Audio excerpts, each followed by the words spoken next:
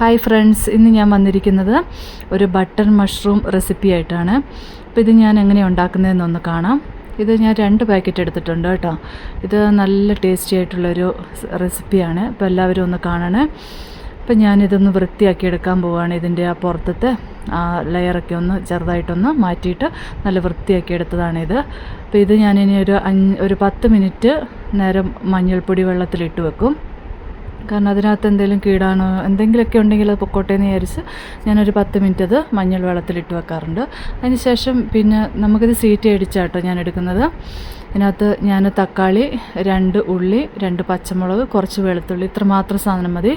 അത് നമുക്ക് അതും പിന്നെ ഈ കൂണും പിന്നെ കുറച്ച് ഉപ്പും ആവശ്യത്തിന് ഉപ്പും കുറച്ച് മഞ്ഞൾപ്പൊടിയും കൂടി ചേർത്ത് കൊടുത്ത് ഒരു 2 സീറ്റി അടിച്ചെടുക്കാം. നമുക്ക് ഒരു 2 സീറ്റി മതി.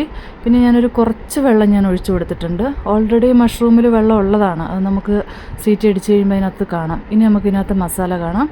ഞാൻ ആദ്യം എടുത്തിരിക്കുന്നത് കുറച്ച് ഗരം മസാല, മുളക് പൊടി, മീറ്റ് മസാല, കുരുമുളക് പൊടി, മല്ലിപ്പൊടി, പിന്നെ കുറച്ച് കാശ്മീരി ചില്ലിപ്പൊടി, 1 ഏലക്ക, ഇത്ര സാധനങ്ങളാണ്.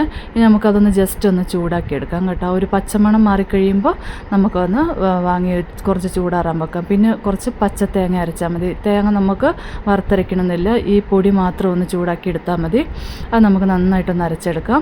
അപ്പോഴേക്കും ഞാനിവിടെ കുറച്ച് നമുക്ക് ഉള്ളിയും കുറച്ച് പച്ചമുളകും കുറച്ച് വെളുത്തുള്ളിയും ഒന്ന് വഴറ്റിയെടുക്കാം എണ്ണയിലിട്ട്.